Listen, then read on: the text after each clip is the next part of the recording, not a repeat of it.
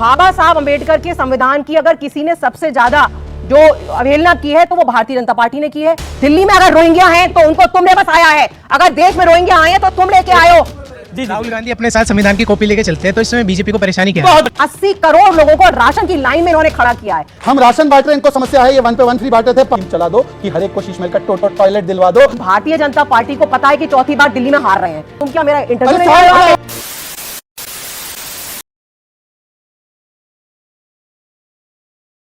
Hello दोस्तों, आप सभी का स्वागत है रियल पॉलिटिक्स टीवी पे।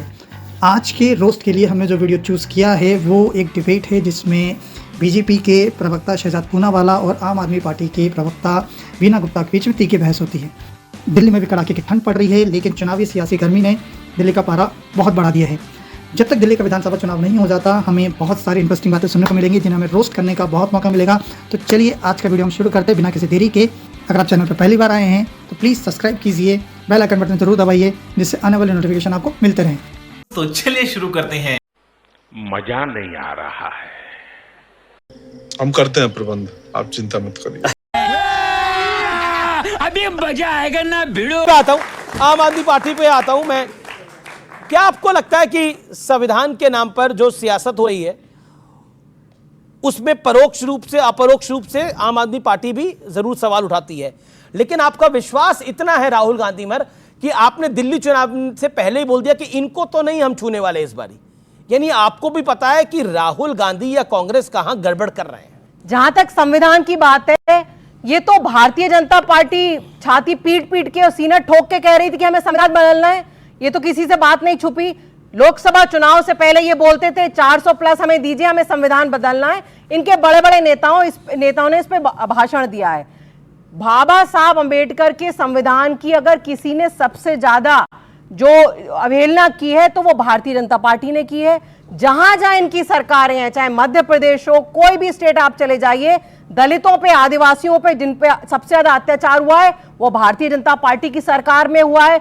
चाहे इन लोगों ने दलितों पे पेशाब की हो, इनके नेताओं ने, चाहे राम मंदिर का शिलान्यास हो, चाहे नई पार्लियामेंट का इनॉग्रेशन हो, उसमें इन्होंने मुर्मू जी को नहीं बुलाया। ये सारी की सारी बातें पूरे देश के सामने हैं। संविधान का लेटेस्ट उल्लंघन जो ये कर रहे हैं वो दिल्ली में कर रहे हैं। इनको पता है कि दिल्ली में चौथी बार इनको मुंह की खानी पड़ेगी, तो ये दिल्ली में जो है इलेक्शन को छीनने की कोशिश कर रहे हैं। इन्होंने दिल्ली में वोटर्स के नाम वोटिंग लिस्ट से डिलीट करवाने का एक षड्यंत्र रचा है।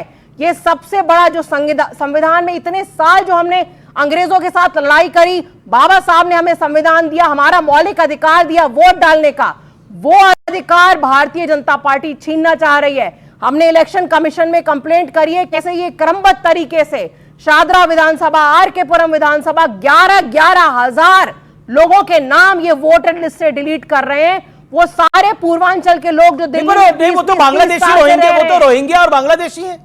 अगर रोहिंग्या और बांग्लादेशी हैं तो दिल्ली में कौन लेके आया उनको? हम क्या उनको हवाई जहाज में बांग्लादेश से बैठा के लेके आए? ठीक है, जवाब उड़ के आ गए क्या वो दिल्ली में? ठीक है, जवाब। आपने बॉर्डर की रक्षा नहीं करी इसलिए बांग्लादेश क्यों नहीं उनको निकालते हैं यहाँ से? इनकी लोकतंत्र की दुहाई है। आम आदमी पार्टी की प्रवक्ता की बात सुनकर मुझे आम आदमी पार्टी के प्रवक्ता कम कांग्रेस की प्रवक्ता ज्यादा नजर आती हैं। ये वो सही मुद्दे हैं जो राहुल गांधी बार बार अपनी लोकसभा स्पीच में बोलते रहते हैं। इन्होंने कहा ये आंबेडकर जी के संविधान को सर्वोपरि मानती हैं। मेरा स्टार्टिंग का एक क्वेश्चन था कि आपके विधायक ने, जो नाम है इनका मिस्टर महराज, उन्होंने सपोर्ट किया 370 वापस लाने का। इसका मतलब कि आंबेडकर जी का संविधान नहीं, वहां पर उनका दूसरा संविधान लागू होगा, उस पर कोई स्टैंड नहीं। दूसरी बात इन्होंने कहा, और मैं शॉक्ड हूं, मैं भारत का मुसलमान हूं, पर उन्होंने कहा राम मंदिर का शिलान्यास ये उल्लंघन था संविधान का। वोट जिहाद कहना उल्लंघन नहीं होता है, मुस्लिम आरक्षण देना उल्लंघन नहीं होता है, राम मंदिर का शिलान्यास उल्लंघन होता है। संविधान बदलने की बात होती है ना, मैं आपको बताता हूं संविधान बदलना क्या होता है। 106 बार संविधान को बदला गया है, 80 टाइम्स कांग्रेस ने बदला है। संविधान के प्रियम्बल को बदला है, और संविधान के प्रियम्बल को नहीं, अमीश जी का वो स्पेशल शो देखना कि संविधान के शब्द ही नहीं, संविधान की आत्मा जिन चित्रों में थी, प्रभु श्री राम के चित्र, वहां पे प्रभु श्री कृष्ण के चित्र, सबको बदल दिया तुम्हारी कांग्रेस ने। और आखिरी बात कहना चाहता हूं, इन्होंने कहा राम मंदिर का शिलान्यास जो उल्लंघन होता है, हमारे संविधान के चैप्टर 3 को अभी खोलिए, ओरिजिनल वाली नहीं, नॉट दैट वन जो राहुल गांधी जेब में लेकर घूमते, ओरिजिनल वाली में प्रभु श्री राम का चित्र है। राम राज्य की कल्पना महात्मा गांधी ने की और ये राम विरोधी बातें और रोहिंग्या संविधान। दोस्तों, पिछले 2-3 सालों से भारत का विपक्ष ये नैरेटिव सेट करने में लगा हुआ है कि बीजेपी संविधान बदलना चाहती है। भारत का संविधान है, कोई कुरान नहीं कि बदला नहीं जा सकता। और जैसा कि इस डिबेट में शहजाद पूनावाला भाई ने बताया कि अब तक कितनी बार संविधान को बदला गया है और संविधान बदलने में कांग्रेस का कितना बड़ा हाथ रहा है, तो बीजेपी संविधान बदल देगी, ये सिर्फ एक फेक नैरेटिव है जो कि सिर्फ चुनाव जीतने के लिए कांग्रेस आम आदमी पार्टी चलाती हैं।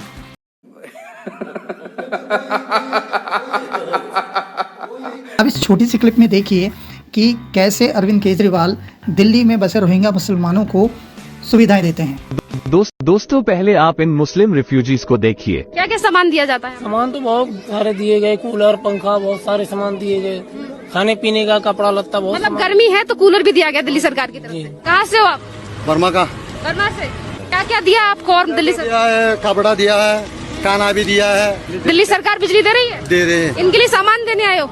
वो प्रसाद होता है ना, कुर्बानी करते हैं, उनको प्रसाद देने हैं। आज भी 3,000 के। किसको आज 3,000 रुपए दिए? देखिए, इस छोटी सी क्लिप में अरविंद केजरीवाल का रोहिंग्या मुसलमानों के प्रति प्रेम कितना झलक के आ रहा है। वो नहीं चाहते कि दिल्ली में रहने वाले रोहिंग्या मुसलमानों को कोई परेशानी हो, उन्हें बड़े प्यार से रखना चाहते हैं, इन्हें सारी सुविधाएं देना चाहते हैं। भले चाहे दिल्ली की जनता सड़कों के लिए, पानी के लिए, बिजली के लिए परेशान होती रहे।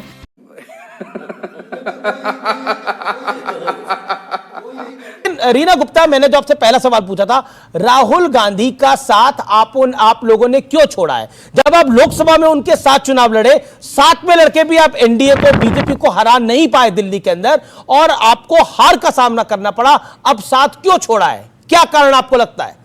देखिए अमीश भाई, हर पार्टी की अपनी स्ट्रैटेजी होती है, हर पार्टी अपनी अपनी स्ट्रैटेजीज बनाती है।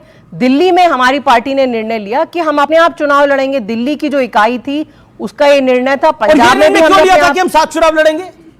आइडियोलॉजी आपकी अलग है, आप तो इनको भ्रष्टाचारी कहते थे। देखिए, आप कहते थे इनसे बड़ा चोर कोई नहीं, ये अरविंद जी कहते थे, मैंने नहीं कहा, अरविंद जी ने कहा।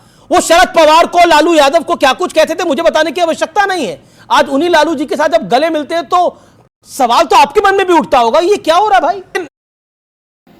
ये बात बिल्कुल साफ है कि राजनीति में सत्ता के लिए इंसान किसी भी हद तक समझौता कर सकता है।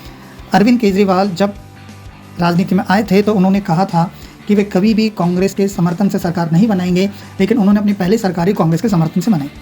उसके बाद उन्होंने विधानसभा से लोकसभा में जाने के लिए कांग्रेस से हाथ मिलाया और उन्हीं के साथ मिलकर चुनाव लड़ा। एक समय पे जहाँ केजरीवाल सोनिया गांधी को भर भर के गालियाँ देते थे, आज उन्हीं के साथ बैठ के फोटो सेशन कराते हैं। केजरीवाल की ये क्लिप आपको याद दिलाएगी कि कैसे केजरीवाल अपने राजनीति के शुरू के दिनों में सोनिया गांधी के बारे में क्या सोच सकते थे और आज कितने बदल गए केजरीवाल। फ्लैशबैक। बंद कर दो एसीबी, अगर तुमसे जांच नहीं होती तो जांच करानी है, सोनिया गांधी को गिरफ्तार करो, 2 दिन उसका इंटेरोगेशन करो, देखो पता चल जाएगा किस किसने रिश्वत लिया और किस किसने।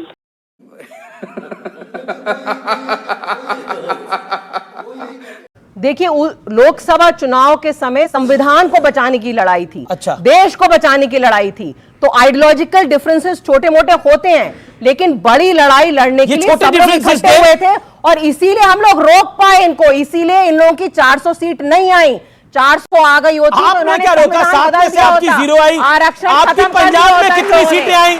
आपने क्या रोका? एक सेकंड नहीं, मैं कुछ ऑडियंस के सवाल लेते हैं। सवाल किसके हैं? जी, राहुल गांधी अपने साथ संविधान की कॉपी लेके चलते हैं, तो इसमें बीजेपी को परेशानी क्या है? बहुत बढ़िया सवाल है। अच्छा, ये राहुल गांधी अगर संविधान की कॉपी लेके चलते, एक सेकंड, ये क्यों, आपको परेशानी क्या है? लेके चले संविधान की कॉपी। इन्होंने कहा कि राहुल गांधी जो है वो पॉकेट में लेकर संविधान चलते हैं। हम तो कह रहे पॉकेट में ही रखते हैं संविधान को, उनका पूरा परिवार संविधान को पॉकेट में रखता है, हम माथे पर रखते हैं। और मैं उनसे बोलता हूं ओरिजिनल संविधान लो, जिसमें प्रभु श्री राम की तस्वीर है, और संविधान के साथ चलते हैं ना। इनसे पूछे संविधान में यूसीसी लिखा है, मानते नहीं मानते? संविधान की सुप्रीम कोर्ट ने बोला इलेक्शन कमीशन ठीक है, मानते नहीं मानते? सुप्रीम कोर्ट ने कहा है कि 3 तलाक का कानून होना चाहिए, मानते नहीं मानते? नहीं मानते। शाहबानू के वर्डिक्ट को पलटने का काम इन लोगों ने किया। पूछे संविधान मानते नहीं मानते? तो हाथ में लेकर होने से क्या? बात तो सही है। एक बड़ी खबर है, एक सेकेंड, एक बड़ी खबर है व्यूअर्स, एक ब्रेकिंग स्टोरी है और एक बड़ी खबर इस समय की है कि राहुल गांधी ने बोला है कि प्रियंका गांधी वाड्रा ने सदन में मुझसे बेहतर शुरुआत करी है। अच्छा बोली है प्रियंका गांधी वाड्रा, तारीफ करी है राहुल गांधी ने प्रियंका गांधी वाड्रा की, उनकी बहन है। अच्छा था गुरु, आज पहली बार प्रियंका वाड्रा ने लोकसभा के अंदर अपनी स्पीच दी। उनकी स्पीच देख के ऐसा लगा कि वास्तव में राहुल गांधी की छोटी बहन की स्पीच है। अब आप देखिए आज की स्पीच में प्रियंका गांधी ने जब स्पीच देना स्टार्ट करा तो वो हिमाचल प्रदेश की जो सरकार है, राज्य सरकार है, उसको क्रिटिसाइज़ करने लगी। शायद वो स्पीच देते थे भूल गई कि हिमाचल में कांग्रेस की ही सरकार है, वो अपनी सरकार को क्रिटिसाइज़ करने लगी। स्पीच खत्म होने के बाद जैसे ही पत्रकारों ने श्रीमती सोनिया गांधी और राहुल गांधी से पूछा कि उनको प्रियंका वाड्रा की पहली स्पीच कैसे लगी, तो उन्होंने कहा फैंटास्टिक, सुपर। यहाँ तक तो राहुल गांधी ने ये कह दिया कि प्रियंका गांधी की पहली स्पीच उनकी पहली स्पीच से बहुत ज़्यादा अच्छी थी। वैसे राहुल गांधी को आज भी स्पीच देना संसद में नहीं आया। परिवार से पूछा तो परिवार तो बच्चों की साइड लेगा ना, गुड जॉब। अब देखिए आगे, आप जानते हो अब जैसे जैसे संसद सत्र आगे बढ़ेगा वैसे ही अब जैसे राहुल गांधी के मीम वायरल होते हैं, आगे जाके प्रियंका वाड्रा के मीम वायरल होना स्टार्ट है। अभी मैं उनकी स्पीच सुन के ही आ रहा था, मेरा तो काम है प्रवक्ता के रूप में सब सुनना, तो उन्होंने अपनी ही हिमाचल की सरकार को दोष दे दिया। मतलब बबली और बंटी दोनों मिलके आई थिंक ओके रीना मैंने किसी का नाम नहीं लिया पर आप समझ गए। अच्छी बात बोली, आपको अच्छी लगी तो ऐसे थोड़ा मार दीजिए हाथ, आप थोड़ा सा मार दीजिए। देखिए अमीश भाई, हमारा संविधान क्या कहता है कि हर किसी को मौलिक अधिकार है शिक्षा का और स्वास्थ्य का। पूरे देश में 80 करोड़ लोगों को राशन की लाइन में इन्होंने खड़ा किया है। सुप्रीम कोर्ट ने कहा है फ्री राशन बांटने से नहीं होगा, सबको एम्प्लॉयमेंट दीजिए। एम्प्लॉयमेंट कैसे दिया जाएगा? एम्प्लॉयमेंट कैसे दिया जाएगा जब सारे देश की सारी संपत्ति अडानी के नाम कर दिया आपने? सिर्फ एक इंसान को आप अमीर बना रहे हैं और बाकी पूरे देश को राशन की लाइन में खड़ा कर रहे हैं। ये कहां संविधान में लिखा हुआ है? संविधान में लिखा है सबको पढ़ाओ, सबको बढ़ाओ, सबको आगे बढ़ाओ। अब देख तू अब तू गया बेटा, अब तू गया, देख तेरी औकात मैं दिखाता हूं तुझे। वही पुराना अडानी वाला राग। अब यहाँ देखिए जो आम आदमी के प्रवक्ता हैं वो सीधे सीधे देश में चल रही सभी समस्याओं के लिए अडानी को जिम्मेदार ठहराती हैं। मतलब मुझे ये बात सुन के ये प्रवक्ता आम आदमी पार्टी की कम कांग्रेस की ज़्यादा लगती है, क्योंकि अडानी वाला जो मुद्दा है वो फिलहाल कांग्रेस जनता को चिपकाने में लगी हुई है। बट वैसे उसमें कोई खास बात नहीं है, क्योंकि जनता इस मुद्दे को सिरे से नकार चुकी है और जनता इस बात को बिल्कुल सीरियसली नहीं लेती है, अडानी वाली बात को।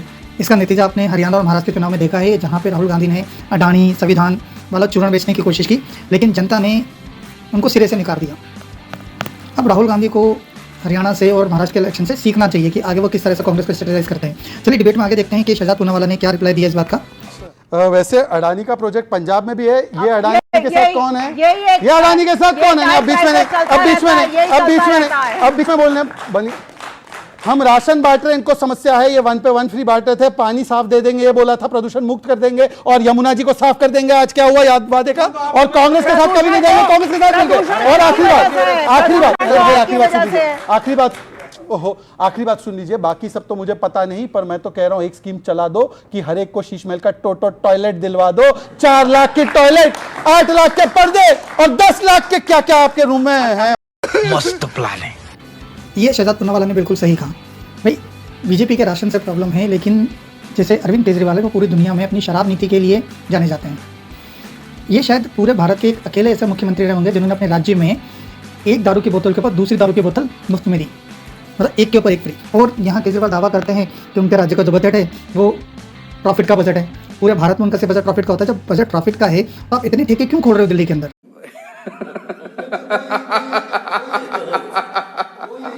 रीना गुप्ता, ये बंगले के चक्कर में आप फंस गए हैं। मतलब बार बार बीजेपी इस पे हमला कर रही है, कभी जकूजी आता है, कभी स्टीम आता है, कभी सोना आता है, क्या मामला है? देखिए अमीश जी, भारतीय जनता पार्टी को पता है कि चौथी बार दिल्ली में हार रहे हैं।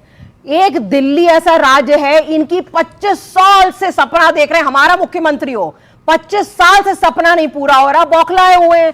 मैं तो कहती हूं कि सारे जितने भी मुख्यमंत्री के आवास हैं पूरे देश के सारे खोल दो तुम आज, और प्रधानमंत्री का आवास खोल दो, प्रधानमंत्री का 10,000 करोड़ का एरोप्लेन खोल दो, उसके बाद पूरे देश को पता चल जाएगा किसने किस पे खर्चा किया है। मैं आपको समझ जिस राह पे तुम चल रहे हो बेटा, एक दिन पूरी तरह फंसोगे। दूंगा। ओके, शहजाद पूनावाला। देखिए मैं तो कह रहा हूं कि ये तो दूसरों का खुलवाने की बात कर रही थी, इन्होंने अपना शीश महल क्यों नहीं कभी खुलवा के मीडिया को दिखा दिया? अरे आप इतना शुरू क्यों करो छिपा ना, रहे थे? पहले दूसरी आप बात, एक जगह भाई, 30 सेकंड आपको मैंने मौका दिया, 20 सेकंड बोल ले। देखिए मैं तो इनसे कह रहा हूं, इन्होंने बोला स्कूल बना दिया, हॉस्पिटल बना दिया। 24 हॉस्पिटल बनाने की बात थी, 24 हॉस्पिटल के नाम दे दो, मेरा समय आपका। 24 नए हॉस्पिटल 2015 में वादा किया था, ये 24 में से 20 हॉस्पिटल के नाम बता दीजिए। फंस गया सीएम, इसे पार्टी की मीटिंग समझ के फंस गया। 20 हॉस्पिटल पढ़ के आपको सुनाऊं मैं? हाँ बताइए। चलिए आपको ले चलती अरे नहीं जाना, नहीं जाना। आप बता दो, नाम बता दो, नाम बता दो, नाम बता दो, नाम बता दो, नाम बता दो, नाम बता दो। रीना गुप्ता 20 सेकंड। आज की तारीख में अमीश भाई, आप दिल्ली के किसी अस्पताल में चले जाओ, 50% लोग जो होते हैं उत्तर प्रदेश से आते हैं।